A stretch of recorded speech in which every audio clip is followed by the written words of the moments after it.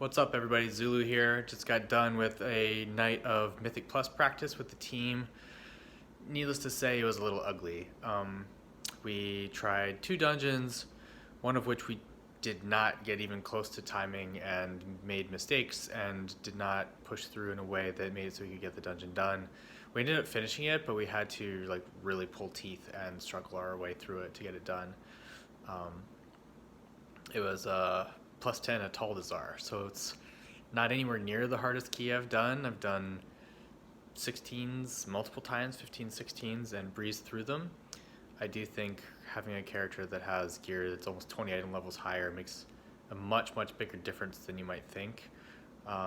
15 item levels at this stage of the game is the difference between doing double as much damage or triple as much damage. It's kind of crazy. So 10s are still a struggle for us, and they're going to be a struggle. This was also just a really hard week. Bolstering is one of the affixes you can get in Mythic Plus. That is, it's an extra ability that happens when you're fighting in the dungeon. So it could be something like explosions randomly spawn on the ground that you have to get out of, or it could be when you get hit by a creature, now it makes you take damage over time for a certain number of time. This week is bolstering, and bolstering means whenever a creature dies, it makes other creatures, like creatures 20 yards around it or 30 yards around it that are in combat, get 30% increased health and I think 30% increased damage. So whereas you normally might kill one creature at a time, this affix is mostly focused on making sure that everything in every pull dies at exactly the same time. So it's really tough in dungeons like Atal'dazar because not only is the trash on Fortified weak, that's I guess the other thing, it's paired with Fortified. The mobs already hit hard.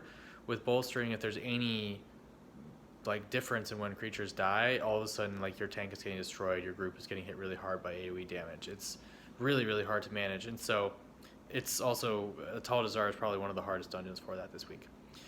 But we did Motherlode right after that, which we did in time, and it went totally fine.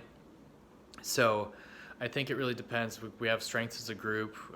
We have ways as a group that still need to grow. I think one of our damage dealers is geared to the teeth, so he's crushing it and totally fine. The other 2 guys only returned to the game about a week ago, and so they are both under-geared and a little out of practice. So going to give them time to try, and obviously going to give them attention, support, whatever they need, practice, help getting gear to make sure that they're on the level that they want to be at and that we need them to be at as a team. But for now, it's going to be a little bit of a struggle, and there's going to be some frustrations that might need to get managed, just as far as people being used to performing better or doing better, or just thinking we should be doing better than we are, when in fact we're all just pretty rusty when it comes to playing together, and it's going to take a lot of practice, and we're not going to go from 0 to where we want to be in a night. So I guess the only other thing is that we skipped the raid tonight, since this was the first time in several days that all 5 members of my team have been online. I decided that it was best for us to practice rather than attend the raid. So since we cleared it yesterday, tonight they were going for achievements, which doesn't matter as much to us.